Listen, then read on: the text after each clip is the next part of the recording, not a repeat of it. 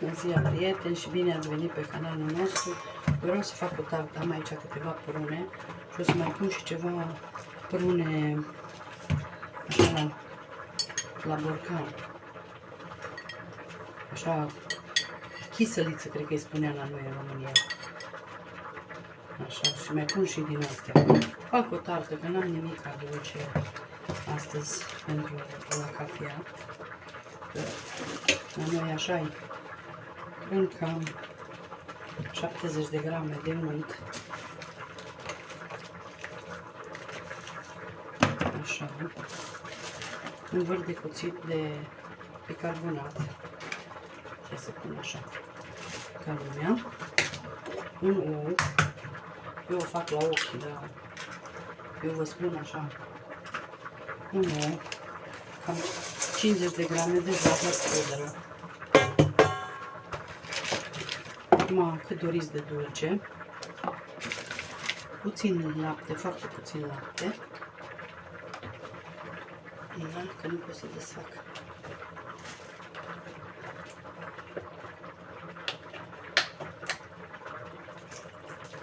Cam 2 linguri de lapte și cam o lingură de ulei.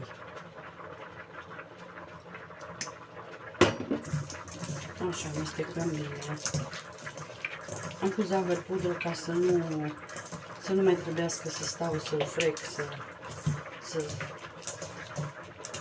Bun, am luat simplu din asta frage. Acum punem făină cât cuprinde. Am pus bicarbonat că de la praf de copt. În trecut când am făcut aia faină cu mere, am făcut un acid la stomac.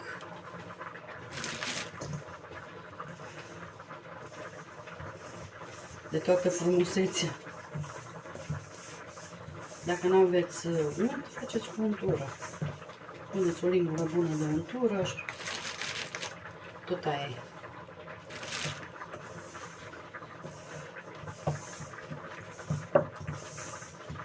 Eu zic că asta imediat merge și să și răcește repede. Eu o să o fac în tavă rotundă, puteți să o faceți și în tavă dreptunghiulară.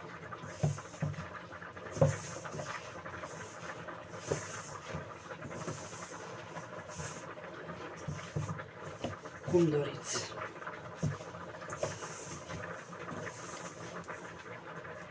Punem făină până se leagă aluatul. Nici nu exagerăm, dar nici nu...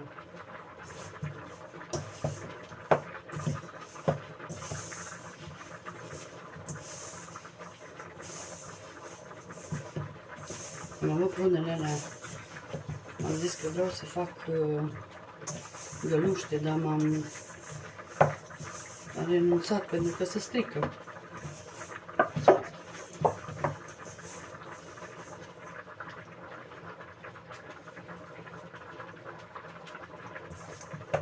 Acum o să-l pun eu aici pe masă, că mai bine lucrez cu el.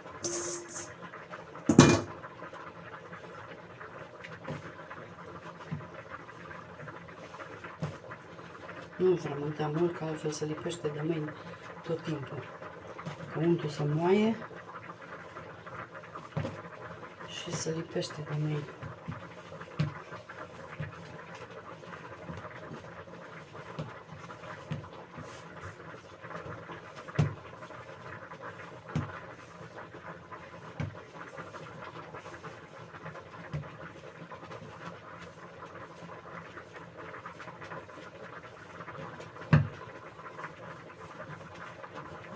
Atât.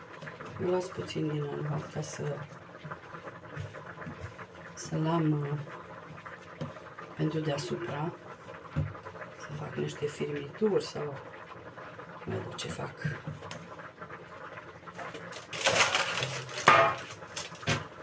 Tava mea asta de 20 de centimetri. Ca să-mi curăț mâinile cu mor.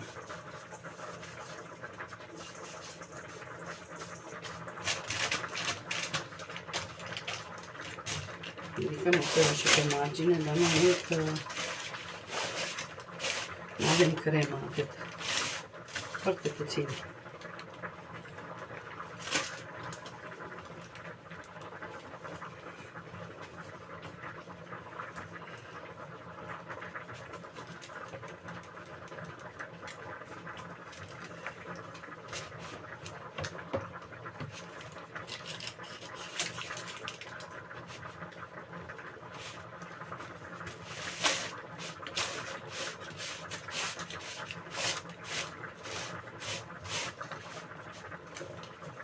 Eu imediat îi găsesc la fructe când îmi rămân așa și să nu se strice, imediat.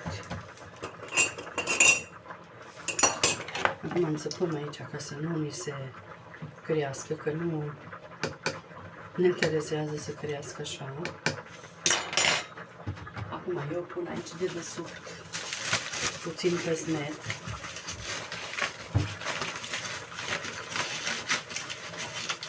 Cam o mână de pesmet. Dacă nu aveți, puneți gris. Dacă nu aveți pesmet. Așa, pun brunele astea ce le am pe aici. Așa, măcar cum. Deci nu trebuie aranjate, că ele nici nu se văd.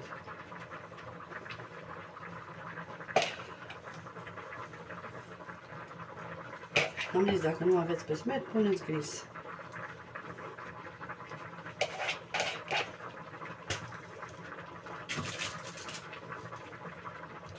Așa. Atât.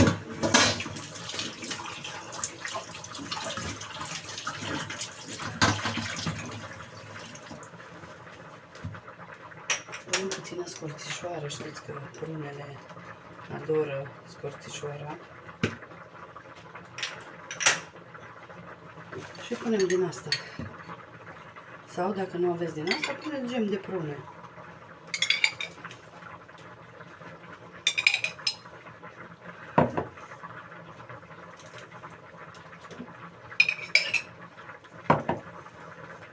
Un borcam de gem, cam așa.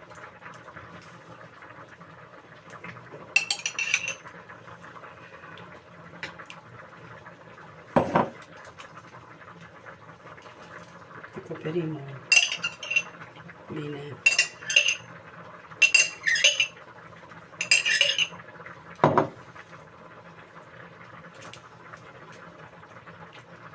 Așa. Acum eu am pun aici deasupra o mână de nucă.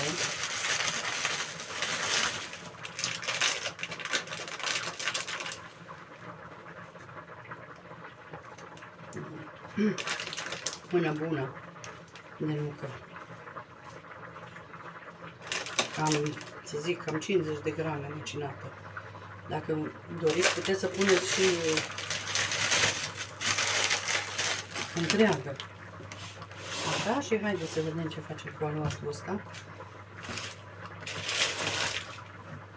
Mâna mea e fost de nucă, dar n-are nimica.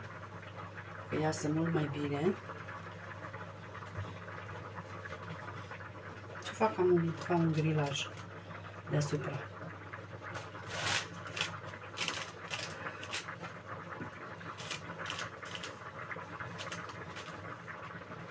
Cu cât e mai nucă în aluat, cu atât e mai bun.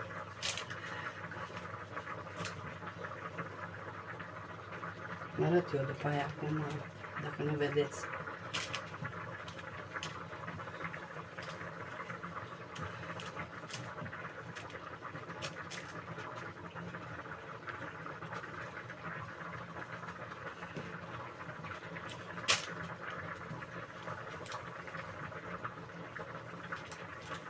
Dacă eram acasă, aveam din aia de tăiat și era fain. Da, așa.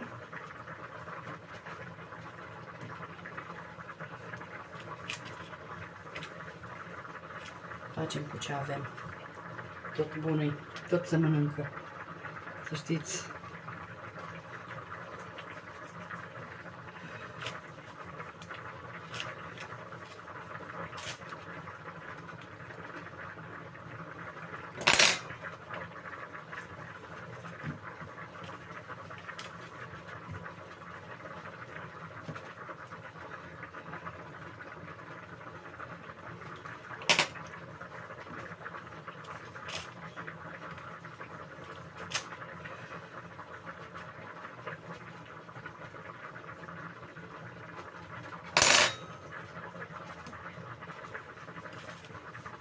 Cred că așa tartă n-ați mâncat.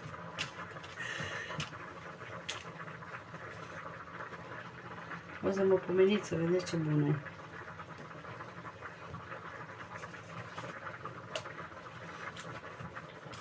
Poate auziți că fierbe mâncarea la mine de numai.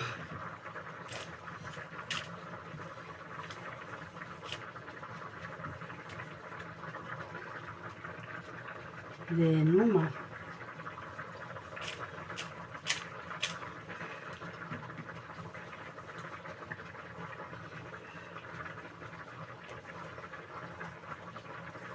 Le înghesuim noi astea. Pe undeva.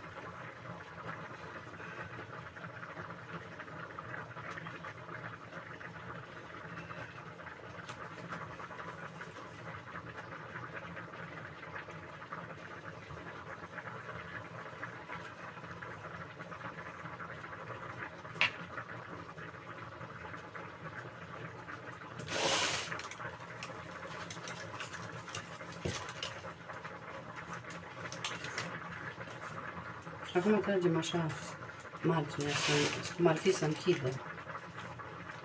Vezi?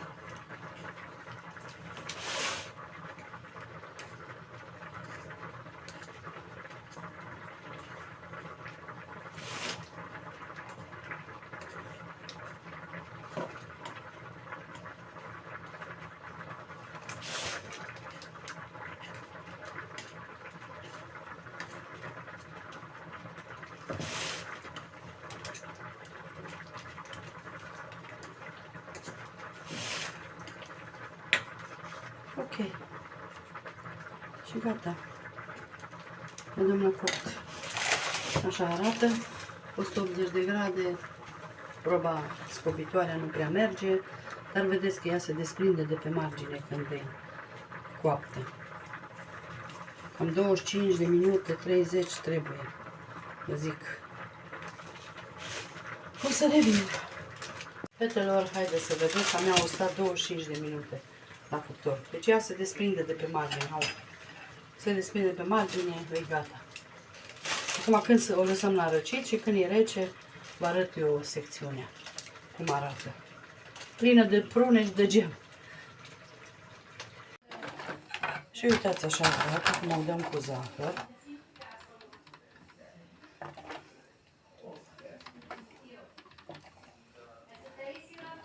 De tarta noastră.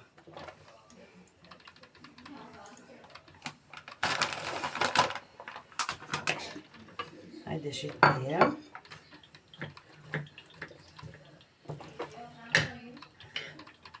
Foarte crocantă e.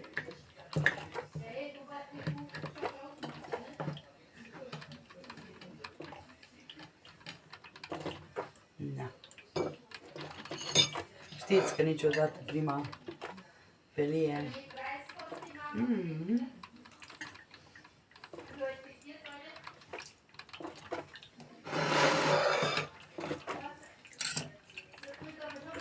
Uitați așa arată. Vă fac o poză de jos. Așa arată și de jos. Arată foarte bine. Sper să încercați rețeta, că e delicioasă. Mulțumim și o zi minunată vă doresc. Bye bye!